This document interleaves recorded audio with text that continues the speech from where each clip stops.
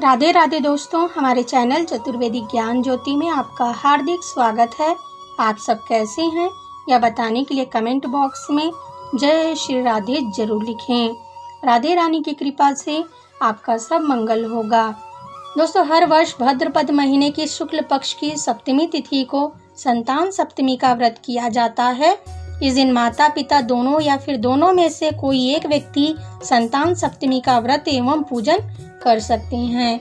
दोस्तों, इस दिन भगवान शिव और माता पार्वती जी की विधि विधान से पूजा की जाती है। यह व्रत संतान की प्राप्ति, उसकी कुशलता और उन्नति के लिए किया जाता है। दोस्तों, आइए हम आपको संतान सप्तमी व्रत कथा सुनाते हैं। इस कथा को सुनने मात्र से आपको भगवान का आशीर्वाद प्राप्त होगा। आपकी संतान दीर्घायु व उत्तम स्वास्थ्य प्राप्त करेगी। कथा इस प्रकार से है। एक बार युधिष्ठिर जी ने भगवान श्री कृष्ण से पूछा, हे केशव, कोई ऐसा व्रत बताइए जिसके प्रभाव से मनुष्यों के सांसारिक दुख क्लेश दूर होकर पुत्र एवं पौत्र प्राप्त हों। यह सुनकर भगवान श्री कृष्ण बोले, हे राजन, तुमने बड़ा ही उत्तम प्रश्न किया है।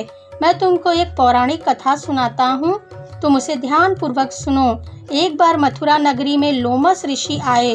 देवकी और वसुदेव जी ने उनकी भक्तिपूर्ण सेवा की। देवकी और वसुदेव की सेवा से प्रसन्न होकर लोमस ऋषि ने उन्हें कंस द्वारा मारे गए पुत्रों के शोक में उबरने का उपाय बताया और कहा कि आप संतान सप्तमी का व्रत कीजिए।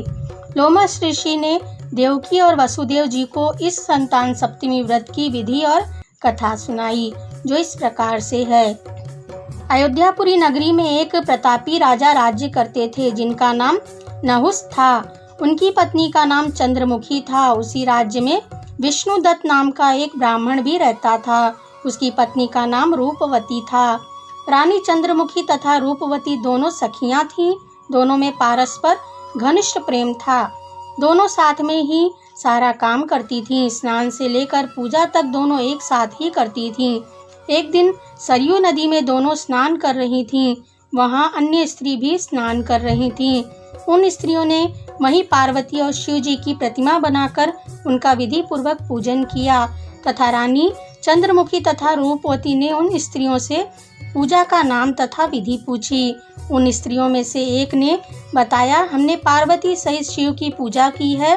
भगवान शिव का डोरा बांधकर हमने संकल्प किया है, जब तक जीवित रहेंगी तब तक यह व्रत करती रहेंगी। यह मुक्ताभरण व्रत सुख तथा संतान देने वाला है।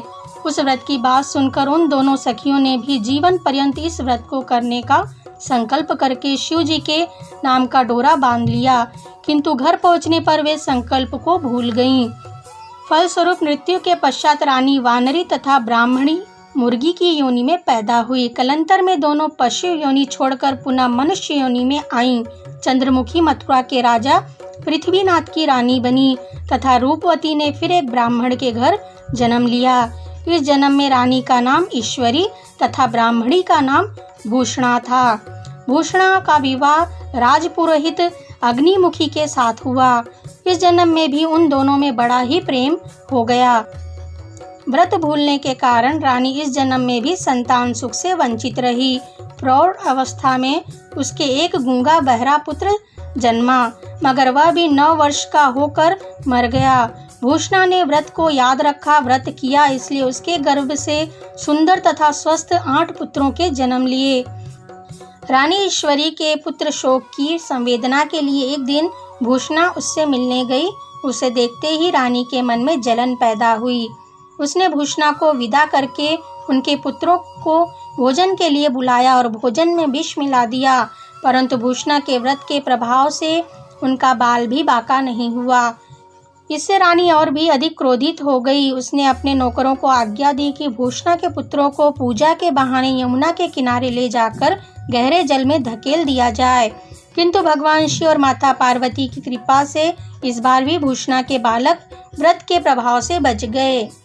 फिर रानी ने जल्लादों को बुलाकर उन्हें आज्ञा दी कि ब्राह्मण बालकों को वध स्थल पर ले जाकर मार डालो, किंतु जल्लादों द्वारा बेहद प्रयास करने पर भी बालक ना मार सके। यह समाचार सुनकर रानी को आश्चर्य हुआ। उसने भूषणा को बुलाकर सारी बात बताई और फिर क्षमा याचना करके उससे पूछा किस कारण तुम्हारे बच्चों को कोई क्षति नहीं पहुंची? उनके प्राणों की रक्षा किस व्रत के प्रभाव से हो रही है? भूषणा बोली, क्या आपको पूर्व जन्म की बात स्मरण नहीं है?